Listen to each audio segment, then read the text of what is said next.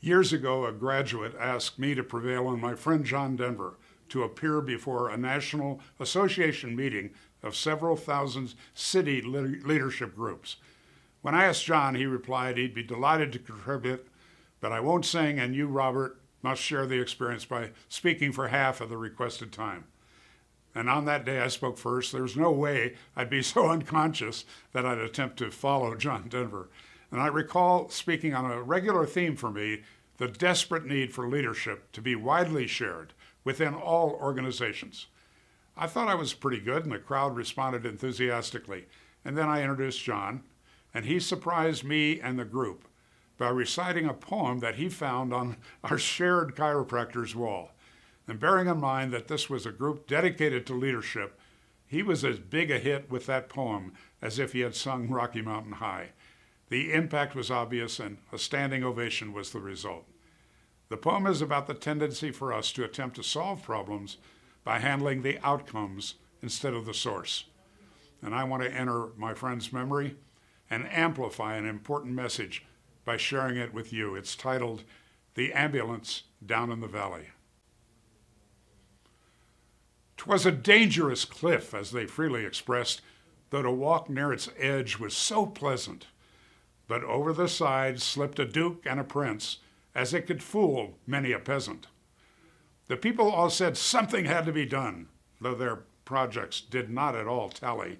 Some said, put a fence around the edge of the cliff. Others stationed an ambulance down in the valley. The lament of the crowd was profound and too loud, as their hearts overflowed with great pity, but the ambulance carried the cry of the day as it spread to the neighboring city. A collection was made to accumulate aid, and dwellers in highway and alley gave dollars and cents not to furnish a fence, but an ambulance down in the valley. For the cliff is all right if you're careful, they said, and if folks ever slip and are falling, it's not the slipping and sliding that hurts so much as the shock when they're stopping. And so on for years, these mishaps occurred and put forth to the rescuer's salary to pick up those victims who fell from the cliff with the ambulance down in the valley. Said one in his plea, it's a marvel to me that you'd give so much greater attention to repairing results than to curing the cause. Why, you'd much better aim at prevention. The mischief, of course, should be stopped at its source. Come, friends and good neighbors, let's rally. It makes far better sense to rely on a fence than an ambulance down in the valley. He's wrong in his head, the majority said. He would end all our earnest endeavors. He's the kind of a jerk who would halt our good work, but we will support it forever. Don't we pick up them all just as quick as they fall and treat them with care quite liberally? A superfluous fence is of no consequence if the ambulance works in the valley. Well, the story is queer as I've given it here, though things oft occur which are stranger.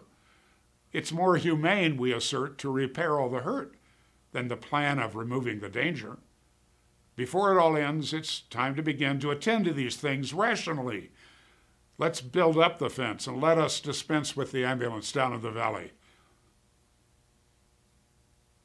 If you'd like a copy for friends, family, or colleagues, let me know via email, robert@extraordinarypeople.com. Thanks for being with me and with my memory of my dear friend John. And let's remember the story about the ambulance down in the valley.